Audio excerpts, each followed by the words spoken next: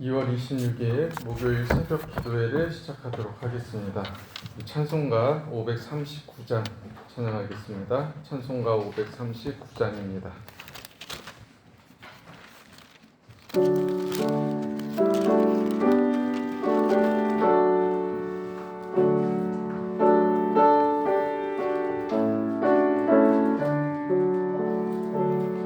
너 예수께 조용히 나가 내 모든 짐 내려놓고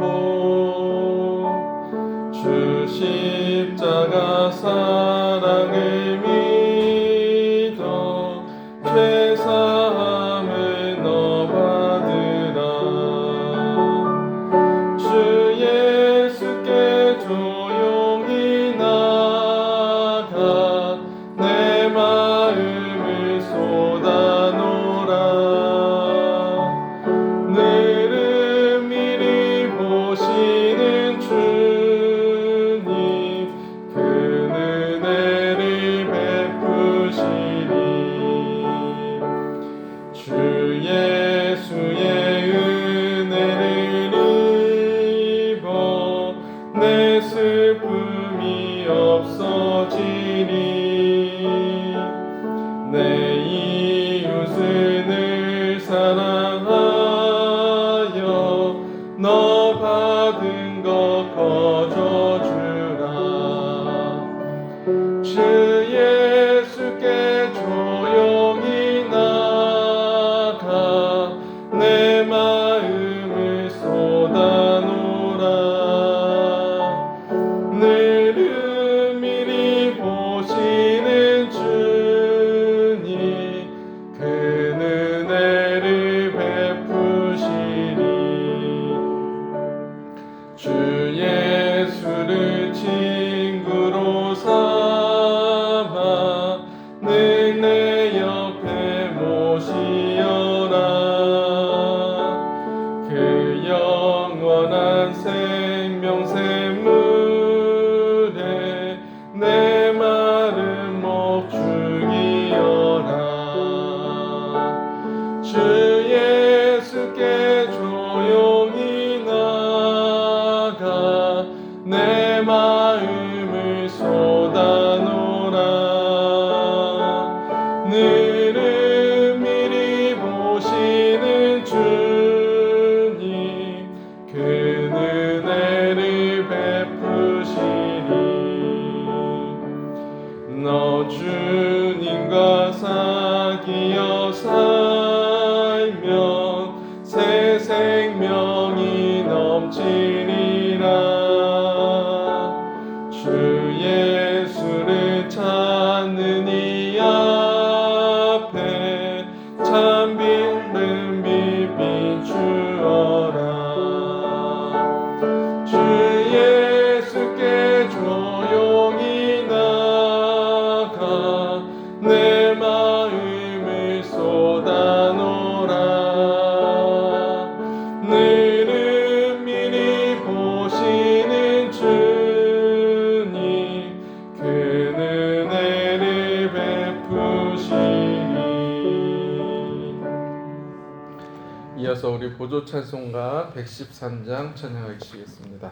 보조 찬송가 113장입니다.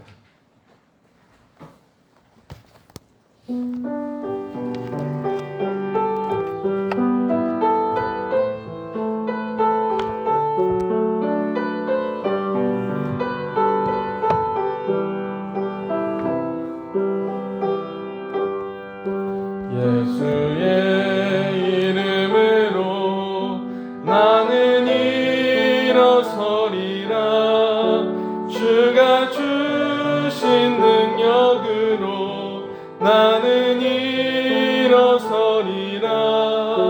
원수가 날 향해 와도 쓰러지지 않으리.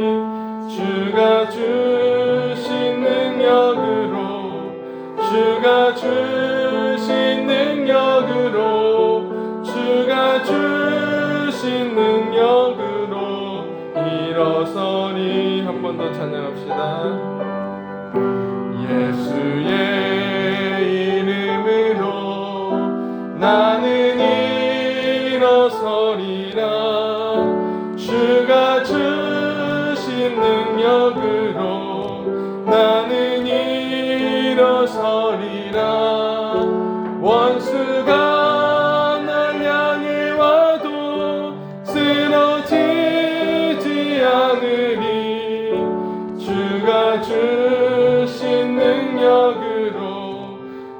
주가 주신 능력으로 주가 주신 능력으로 일어서리.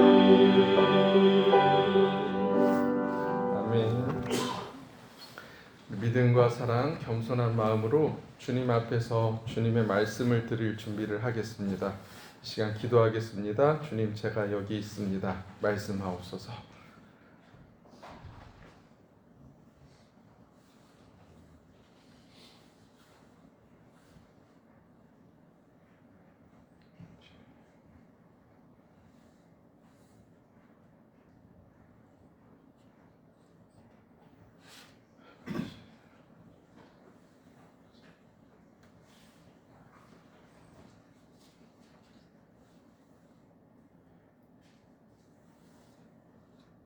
주님, 이 시간 저희들이 주님의 말씀 앞에 있습니다. 우리의 귀가 열리게 하시고 마음이 열리게 하셔서 오늘 하나님이 나에게 하시는 말씀을 듣게 하여 주시옵소서. 예수님의 이름으로 기도합니다. 아멘. 함께 오늘의 본문을 교독하겠습니다. 하나님께서 오늘 우리에게 주신 말씀은 마가복음 2장 1절에서 17절까지 말씀입니다. 마가복음 2장 1절에서 17절까지 말씀입니다. 수일 후에 예수께서 다시 가버나움에 들어가시니 집에 계시다는 소문이 들린지라. 많은 사람이 모여서 여러 가지 것으로 쓸 자리가 없게 되었는데 예수께서 그들에게 뭐를 말씀하시되 사람들이 한 중풍병자를 네 사람에게 메워 가지고 예수께로 올세. 우리들 때문에 예수에게 데려갈 수 없으므로 그것을 죽음을 뜯어 구멍을 내고 중풍병자가 눈상을 달아내리니 예수께서 그들의 믿음을 보시고 중풍병자에게 이르시되 작은 자야 내 죄사함을 받았느니라 하시니 어떤 소리가 내리게 하여서 마음에 생각하기를 이 사람이 어찌 이렇게 말하는가. 신성 모독이로다. 오직 하나님 한 분 외에는 누가 능히 죄를 사하겠느냐. 그들이 속으로 이렇게 생각하는 줄 예수께서 무엇이냐 하시었을 때 어찌하여 이것을 마음에 생각하느냐. 중풍병자에게 내 죄사함을 받았느니라 하는 말과 일어나 내 상을 가지고 걸어가라 하는 말 중에서 어느 것이 쉽겠느냐. 그러나 인자가 땅에서 죄를 사하는 권세가 있는 줄을 너희로 알게 하려 하노라. 중풍병자에게 말씀하시되 내가 내게 이르노니 일어나 내 상을 가지고 집으로 가라 하시니 그가 일어나고 상을 가지고 모든 사람 앞에서 나가거늘 그들이 다 놀라 하나님께 영광을 돌리며 이르되 우리가 이런 일을 도무지 보지 못하였다 하더라. 예수께서 다시 바닷가에 나가심에 큰 무리가 나왔거늘 예수께서 그들을 가르치시니라. 누가 운전하시다가 알표의 아들 레이가 세간에 되는 것을 보시고 그에게 이르시되 나를 따르라 하시니 일어나 따르니라. 그의 집에 앉아 잡수실 때에 많은 세리와 죄인들이 예수와 그의 제자들과 함께 앉았으니 이는 그러한 사람들이 많이 있어서 예수를 따름이러라. 바리새인 세리관들이 예수께서 죄인인 세리들과 함께 잡수시는 것을 보고 그의 제자들에게 이르되 어찌하여 세리인 죄인들과 함께 먹는가. 함께 읽겠습니다. 예수께서 들으시고 그들에게 이르시되 건강한 자에게는 의사가 쓸데없고 병든 자에게야 쓸데가 있느니라. 나는 의인을 부르러 온 것이 아니요 죄인을 부르러 왔노라 하시니라. 아멘. 제가 다시 한번 말씀을 읽겠습니다. 내 주의를 끄는 단어나 나를 멈추게 하는 대목에 표시하시고 다시 한번 말씀을 들으시기 바랍니다. 수일 후에 예수께서 다시 가버나움에 들어가시니 집에 계시다는 소문이 들린지라. 많은 사람이 모여서 문 앞까지도 들어설 자리가 없게 되었는데 예수께서 그들에게 도를 말씀하시더니 사람들이 한 중풍병자를 네 사람에게 메워 가지고 예수께로 올세. 무리들 때문에 예수께 데려갈 수 없으므로 그 계신 곳에 지붕을 뜯어 구멍을 내고 중풍병자가 누운 상을 달아내리니 예수께서 그들의 믿음을 보시고 중풍병자에게 이르시되 작은 자야 내 죄사함을 받았느니라 하시니 어떤 서기관들이 거기 앉아서 마음에 생각하기를 이 사람이 어찌 이렇게 말하는가. 신성 모독이로다. 오직 하나님 한 분 외에는 누가 능히 죄를 사하겠느냐. 그들이 속으로 이렇게 생각하는 줄을 예수께서 곧 중심에 아시고 이르시되 어찌하여 이것을 마음에 생각하느냐 중풍병자에게 내 죄사함을 받았느니라 하는 말과 일어나 내 상을 가지고 걸어가라 하는 말 중에서 어느 것이 쉽겠느냐 그러나 인자가 땅에서 죄를 사하는 권세가 있는 줄을 너희로 알게 하려 하노라 하시고 중풍병자에게 말씀하시되 내가 내게 이르노니 일어나 내 상을 가지고 집으로 가라 하시니 그가 일어나 곧 상을 가지고 모든 사람 앞에서 나가거늘 그들이 다 놀라 하나님께 영광을 돌리며 이르되 우리가 이런 일을 도무지 보지 못하였다 하더라. 예수께서 다시 바닷가에 나가심에 큰 무리가 나왔거늘 예수께서 그들을 가르치시니라. 또 지나가시다가 알페오의 아들 레이가 세간에 앉아 있는 것을 보시고 그에게 이르시되 나를 따르라 하시니 일어나 따르니라. 그의 집에 앉아 잡수실 때에 많은 세리와 죄인들이 예수와 그의 제자들과 함께 앉았으니 이는 그러한 사람들이 많이 있어서 예수를 따름이러라. 바리새인의 서기관들이 예수께서 죄인 및 세리들과 함께 잡수시는 것을 보고 그의 제자들에게 이르되 어찌하여 세리 및 죄인들과 함께 먹는가? 예수께서 들으시고 그들에게 이르시되 건강한 자에게는 의사가 쓸데없고 병든 자에게라야 쓸데 있느니라. 나는 의인을 부르러 온 것이 아니요 죄인을 부르러 왔노라 하시니라. 아멘. 이 시간 표시한 말씀에 주목하시면서 주님께 물어보시기 바랍니다. 주님, 제게 말씀하시고자 하는 것이 무엇입니까? 귀 기울여 듣겠습니다. 우리 이 시간 잠시 묵상하도록 하겠습니다.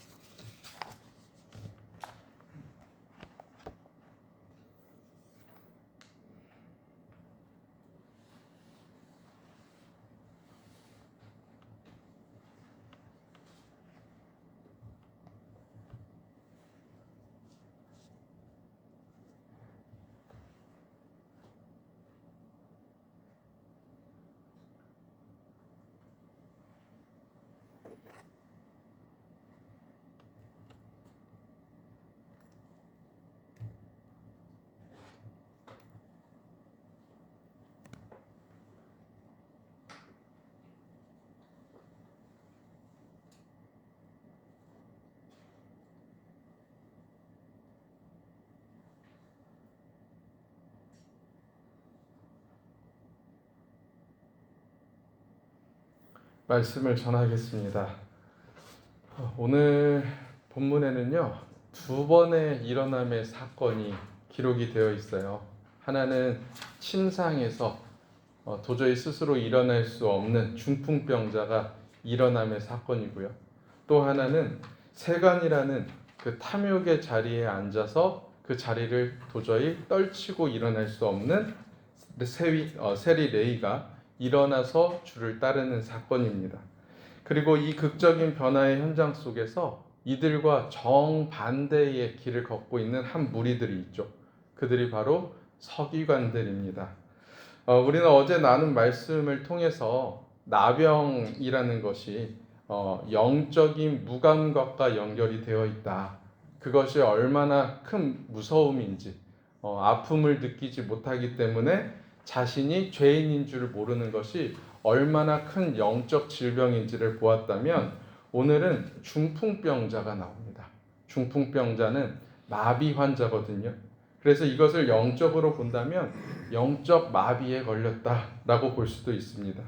나병이 느끼지 못하는 병이라면 중풍병은 느껴도 움직일 수 없는 병이죠. 오늘 한번 본문에 있는 중풍병자를 보시기 바랍니다. 누군가의 도움 없이는 한 발자국도 뗄 수 없는 그런 육체의 질병에 지금 갇혀 있습니다. 그렇다면 두 번째로 등장하는 세리 레이는 어떨까요? 그는 멀쩡히 걸어 다니기는 하지만 사실은 영혼과 양심이 마비된 상태예요. 당시 세리들은 로마가 정한 그 기준보다 더 많은 세금들을 그들의 동족에게서 빼앗았습니다. 그리고 그 빼앗은 것으로 자신의 배를 불렸죠. 그 길이 잘못된 길임을 정말 세리 레이가 몰랐을까요? 비난 섞인 시선과 양심의 가책을 느끼지 못했을까요? 하지만 그는 스스로 자신의 자리를 떠날 수가 없었습니다. 왜냐하면 그는 당장 내가 먹고 살아야 한다는 그런 현실의 무게가 있었기 때문이죠. 이것 말고는 할 수 있는 게 없다는 생존의 공포가 그곳이 탐욕의 자리인 줄 알면서도 떠나지 못하도록 붙잡았던 것입니다. 그의 영혼을 짓누르는 마비가 되었던 것이죠. 그런데 오늘 정말 무서운 마비는 이 종교의 중심에 있었던 서기관들에게 나타납니다. 그들은 하나님의 사랑으로 만들어진 그 율법을요, 아주 잘게 쪼개서 613개의 조문으로 만들었어요. 이것을 조문으로 만들어서 스스로를 옥죄였습니다. 그 율법 안에 틀에 갇혀서 아무것도 할 수가 없었어요. 근데 그것으로 끝나는 것이 아니라 자기 자신을 옥죄는 것으로 끝난 것이 아니라 백성들, 하나님을 섬기는 그 백성들의 순통을 죄는 그 정죄의 수단으로 이 율법을 사용을 했습니다. 생명을 살리는 데는 관심이 없고 오로지 자기들이 잘게 쪼개놓은 이 613개의 조문을 통해서 사람들을 비난하고 정죄하기 급급했어요. 그래서 정작 본인이 얼마나 심각한 영적 마비에 빠져 있는지를 알지를 못했습니다. 하나님께서 주신 선한 율법을 오히려 죄의 굴레로 만들어 버린 거죠. 이 세 부류의 사람과 오늘 우리 이 자리에 앉아 있는 우리와 공통점이 하나 있습니다. 무엇일까요? 무엇이 공통점일까요? 이 영적 마비로 인해서 자신 스스로 해결할 수 있는 게 없다는 것이 공통점이죠. 우리도 신앙생활을 하면서 정말 조심해야 합니다. 여러분, 과연 신앙이 깊어진다는 것이 무엇을 의미할까요? 성경을 많이 읽고 성경 지식이 해박해지는 것이 과연 신앙의 깊이일까요? 아니죠. 서기관과 바리새인들도 모세 오경을 그냥 읽은 것이 아니라 통째로 달달 외울 정도로 성경에 굉장히 깊은 지식이 있었습니다. 기도를 남들보다 많이 하는 것이 신앙의 척도가 될까요? 그들은 하루에 3번 정해진 시간에 정말 목숨 걸고 시간을 지켜서 기도했고요. 금식도 밥 먹듯이 했던 사람들입니다. 하지만 그 모든 종교적 열심이 과연 무슨 필요가 있을까요? 정작 자신이 하나님 앞에서 죽을 수밖에 없는 죄인이라는 사실을 모르는데 그런 종교적 열심이 그들에게 필요한 이유는 무엇일까요? 내가 하나님의 은혜 없이는 단 1초도 서 있을 자격이 없는 존재라는 것을 깨닫지 못하는데 그 성경적 지식과 기도와 신앙의 열심이 어떻게 생명을 줄 수가 있을까요? 그게 무슨 유익이 될 수 있을까요? 결국 이들 모두는요, 그리고 우리는 내 힘으로는 내 침상에서 일어날 수도 없고 내 의지로는 그 탐욕의 자리에서 떠날 수도 없고 내 지식으로는 낡은 부대의 틀을 깰 수 없는 그런 영적 마비 상태에 빠져 있을 수밖에 없다는 겁니다. 우리는 외면하고 싶지만 인정할 것은 인정해야 됩니다. 인정하지 않으면 바꿀 수 있는 것도 하나도 없습니다. 오늘 4명의 친구가 중풍병자를 메고 예수님께로 오죠. 그런데 그들 앞을 가로막고 있는 아주 뜻밖의 장애물이 하나 있어요. 오늘 2절을 보십시오. 많은 사람이 모여서 문 앞까지도 들어설 자리가 없게 되었다 라고 말을 하고 있습니다. 여러분, 누가 예수님께 나아가는 것을, 지금 한 생명이 예수님께 나아가려고 하고 있는데 누가 그것을 막고 있죠? 많은 사람들이에요. 많은 사람들. 그 많은 사람들 때문에 한 생명이 예수님께로 나아가지 못했습니다. 아니, 예수님 주변에 사람이 많이 모인 것이 뭐가 문제죠? 그게 뭐가 문제가 되죠? 오히려 성공적이죠. 그게 부흥지죠. 하지만 정작 그 다수가 정말 생명이 필요한 한 사람의 앞길을 철저하게 막고 있어요. 여러분, 이것이 남의 이야기처럼 들리시나요? 아마도 우리가 이 구절을 편하게 읽을 수 있는 이유를 찾는다면 나는 그 무리가 아니겠지. 나는 그 예수님께로 나아가는데 방해하는 그 다수가 아니겠지. 라는 생각이 있기 때문이 아닐까요? 여러분, 욥의 친구들을 보세요. 하나님을 누구보다 잘 믿는다고 하는 그들이 고난당한 친구 곁에서 오히려 하나님의 뜻을 흐리고 있다니까요. 그 상처를 후벼 파고 있다니까요. 여리고성에 보낸 정탐꾼의 이야기를 떠올려 보세요. 그들 중 다수는 우리는 결코 점령하지 못한다며 그 공동체 전체를요 마비의 상태로 빠뜨립니다. 심지어 예수님을 십자가에 못 박히라고 한 사람들은 어떤 사람들입니까? 하나님을 모르는 사람이었나요? 아니에요.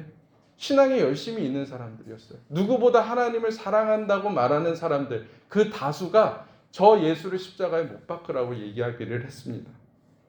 하지만 이와는 정말 대조적으로 4명의 친구들은 어떻습니까? 그 4명의 친구는 그 한 영혼을 포기하지 않았습니다. 길이 막히자 어떻게 했죠? 지붕을 뚫어버렸어요. 주님께서 말씀하셨죠. 5절입니다. 예수께서 그들의 믿음을 보시고 중풍병자에게 이르시되 작은 자야 내 죄사함을 받았느니라. 여기서 주님이 주목하신 그들이 누구입니까? 바로 그 4명의 친구들이에요. 병자 본인이 아니라 그를 메고 온 이들의 믿음을 보시고 주님은 죄사함을 선포하셨습니다. 여러분, 그들이 뚫은 것은요 단순한 지배 지붕이 아니에요. 그들은 기존의 질서를 무너뜨렸어요. 그리고 고착된 전통을 뚫었습니다. 그리고 굳어진 사고의 틀을 깨부셨습니다. 무엇이 그들로 말미하여금 이렇게 질서를 깨트리고 굳어진 사고를 깨도록 만들었을까요? 한 영혼을 향한 진실된 마음, 한 영혼을 향한 절박한 마음이 그 지붕을 깨트렸다는 거예요. 우리 상덕교회가 바로 이런 사랑의 공동체가 되기를 소망합니다. 그런데 주님의 선포가 참 독특하죠. 이 환자가 지붕을 뚫고 내려왔을 때 예수님께서 선포하실 때 내 병이 나았다가 아니라 내가 죄사함을 받았느니라 하고 이야기를 하십니다. 주님은요 육신의 마비만을 보지 않으셨습니다. 어제 나병 환자를 고치실 때도 고쳐졌다라고 이야기한 게 아니라 깨끗게 되었다라고 이야기를 하시잖아요. 이것은 육체적인 질병뿐만 아니라 그 영적인 상태의 회복을 하나님 예수님께서 선포하신 겁니다. 그런데 이 장면에서 서기관들이 분노하죠. 뭐라고 했죠? 신성모독이다 라고 하면서 예수님을 공격합니다. 여러분 잘 생각해 보세요. 지금 무엇이 중요하죠? 지금 죽어가던 한 영혼이 살아났어요. 한 생명이 살아났습니다. 그 생명이 살아나는 그 가운데 정말 중요한 것이 무엇이죠? 마비된 인생이 살아나는 이 기적 앞에서도 이 바리새인들, 서기관들은요 여전히 교리와 전통의 틀에 매여 있어요. 갇혀 있어요. 그들의 마비죠. 그들의 마비. 정말 중요한 것을 보지 못합니다. 왜요? 우리가 진짜 중요한 것을 발견하는 것을 뭐라고 얘기했어요? 메타노이어, 회개라고 이야기를 했잖아요. 이 서기관들에게 회개가 일어나지 않은 거예요. 그들에게 교리와 전통은 한 생명이 살아나는 것보다 더 중요했다는 이야기입니다. 주님은 그들에게 질문하십니다. 내 죄사함을 받았느니라 하는 말과 일어나 내 상을 가지고 걸어가라 하는 말 중에서 어느 것이 쉽겠느냐? 라고 질문을 하세요. 성도 여러분, 교회는 무엇을 하는 곳이죠? 교회가 이 땅에 세워진 목적이 무엇이죠? 영혼을 살리는 거 아닙니까? 영혼을 살리는 거. 그것보다 더 중요한 것이 있습니까? 물론 교회의 질서도 중요하죠. 질서가 중요하지 않다는 얘기가 아닙니다. 교회의 전통 중요합니다. 교회의 시스템 있어야죠. 그런데 그것보다 더 중요한 것은 뭐예요? 영혼을 살리는 일이에요. 영혼을 살리는 일. 교회가 교회의 역할을 하지 못하고요. 교회가 영혼을 살리지 못하는데 그 교회의 질서가 있으면 뭐하고 시스템이 있으면 뭐합니까? 교회는 영혼 살리는 일을 해야죠. 그게 가장 중요하다는 이야기예요. 그래서 말라기 선지자가 그렇게 경고를 했잖아요. 차라리 성전문 닫읍시다.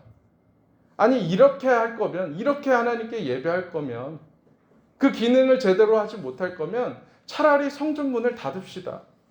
그렇게 선포를 했던 거 아닙니까? 오히려 성전문을 닫는 것이 하나님의 영광을 가리지 않는 교회의 마지막 사역일지도 모릅니다. 오늘 주님은 마비된 인생들을 향해서 생명을 선포하십니다. 종교적 껍데기에 갇혀 비판만 하던 서기관들의 그 자리를 떠나라고요. 나의 무능력을 인정하며 주님의 은혜만 바라는 그 자리에 서시기 바랍니다. 주님의 은혜가 우리의 심령을 뚫고 들어오셔서 우리 영혼의 근원적인 마비를 푸시고 참된 생명을 반드시 허락하실 것입니다. 예수님의 발걸음은 이제 갈릴리 호숫가의 세관으로 향합니다. 그곳에는 알페오의 아들 레위가 앉아 있었죠. 우리가 잘 아는 마태입니다. 마태. 주님은 시몬과 안드레에게 말씀하셨던 것처럼 세리 레위를 부르셨습니다. 나를 따라오라. 이 부름에 마태는 그 즉시 자리를 박차고 일어납니다. 마태는 어떻게 그 예수님의 부르심에 즉시 자리를 떠나서 예수님을 따라갈 수 있었을까요? 아마도 마태는 소문을 통해서 예수님이라는 분이 있는데 그분은 죄인들과 친구가 되어주신다. 그런 이야기를 들었을 겁니다. 그렇다면 나도 과연 저분 앞에 설 수 있을까 하는 내면의 회개가, 그 메타노이어가 이미 그의 마음 밑바닥에 끓어오르고 있었습니다. 왜요? 그는 자신이 세리라는 것을 너무나 잘 알고 있었어요. 자신이 죄인이라는 사실을 너무나 잘 알고 있었습니다. 그래서 주님께서 마치 기다렸다는 듯 마태의 집에서 수많은 죄인들과 세리들과 함께 식탁에 마주 앉으셨습니다. 이 파격적인 광경을 목격한 서기관들이 다시 한번 예수님을 향해 독설을 내뱉습니다. 어찌하여 저 예수는 죄인과 세리들과 함께 먹는가?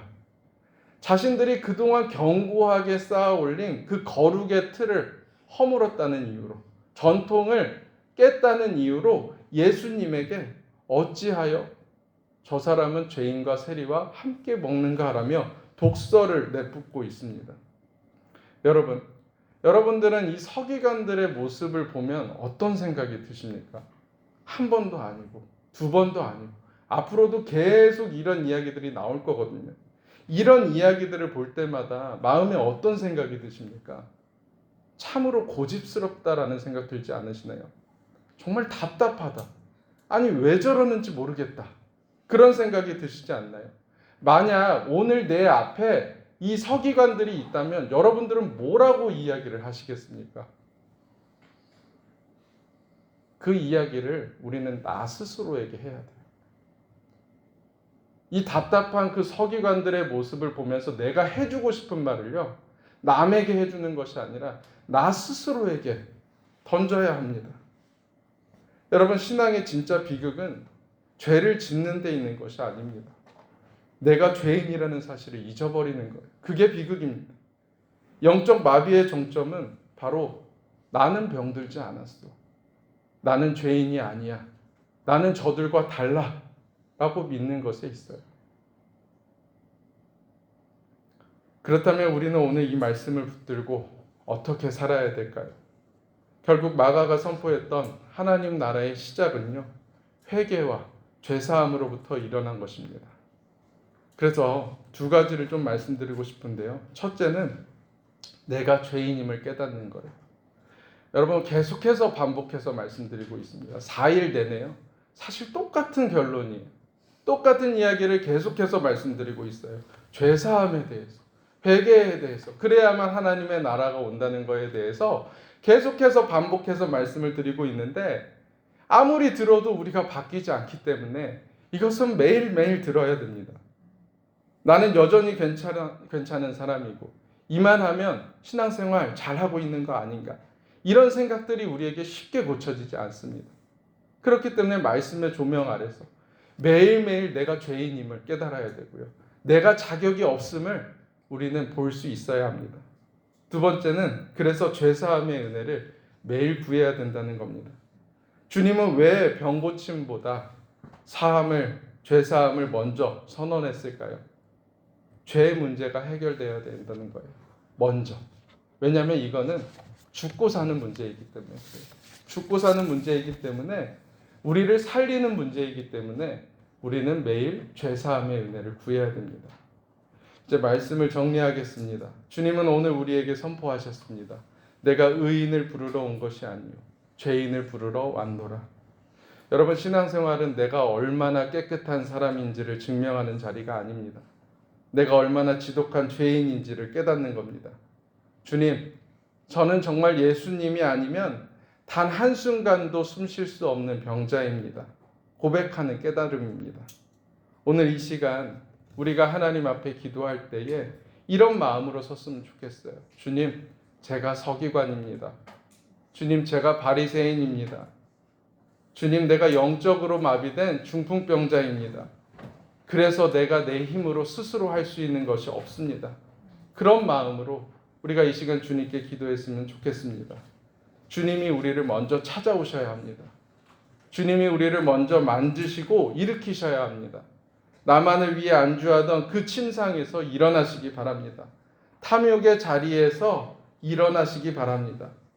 이 죄의 자리를 떠나면 살 수 없다는 그 불안과 두려움에서 떠나시기 바랍니다. 이 새벽에 죄사함의 은혜와 그리고 죄의 사슬을 끊는 거룩한 결단으로 다시 한번 일어나는 우리 모두가 되기를 주님의 이름으로 축원합니다. 우리 오늘 말씀을 마음에 새기면서 함께 기도하겠습니다. 이 시간 말씀 앞에 진실하게 기도하시기 바랍니다. 주님,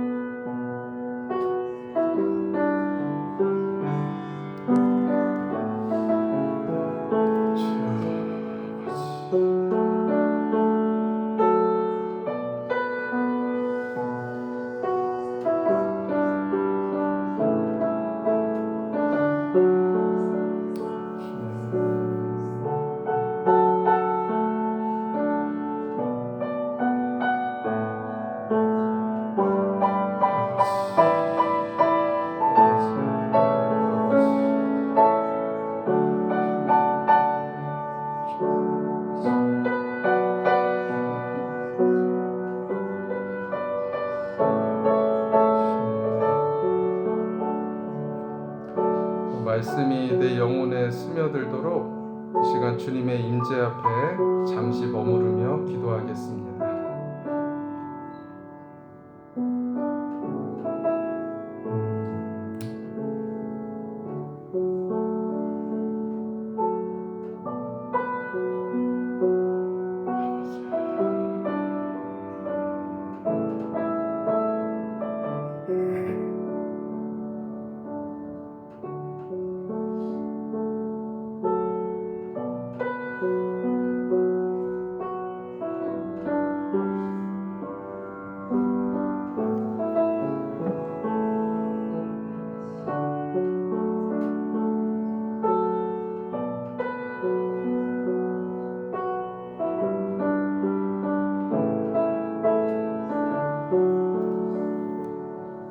이 시간 우리 다시 한번 기도할 텐데요. 오늘은 목요일입니다. 나라와 우리 지도자들을 위해서 함께 기도합니다. 우리 대통령과 그리고 위정자들이 사람을 두려워하기보다 먼저 하나님을 두려워하는 자들이 되기를 기도해 주시기 바랍니다. 그리고 그들에게 하나님의 마음을 품게 하셔서 그 마음으로 이 땅의 정치를 잘 해나갈 수 있도록 기도해 주시고, 또한 우리 대한민국의 여러 가지 경제적인 상황과 외교적인 문제와 그리고 우리 남북 간의 그 대결의 구도에 있는 그 상황들을 우리 주님께 아뢰며 함께 기도하며 나아가겠습니다. 기도하시겠습니다. 주님 아버지 하나님, 주여 이 땅을 불쌍히 여겨주시옵소서. 하나님 이 땅을 긍휼히 여겨주시옵소서. 하나님 주님을 두려워할 줄 아는 자들을 하나님께서 세워주시옵소서.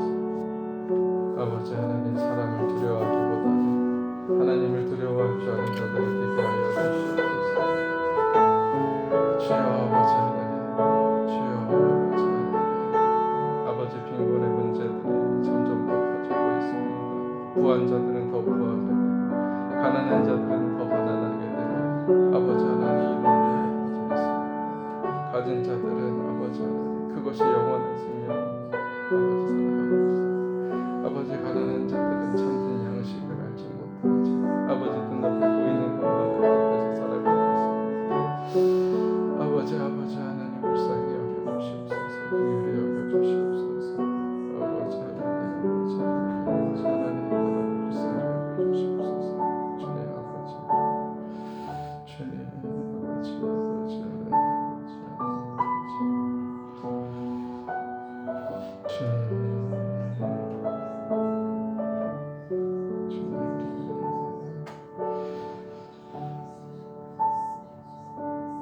사랑과 자비의 아버지, 오늘 우리는 중풍병자와 세리의 모습을 보았습니다. 영적인 마비에 빠져서 스스로 자신의 힘으로는 어떻게 할 수 없는 그러한 모습을 보았습니다. 또한 우리는 서기관들의 모습을 봅니다.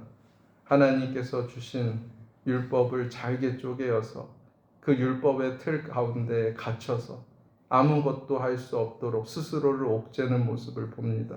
또한 자신만 그런 것이 아니라 다른 사람들 정죄하고 비난하는 모습을 봅니다.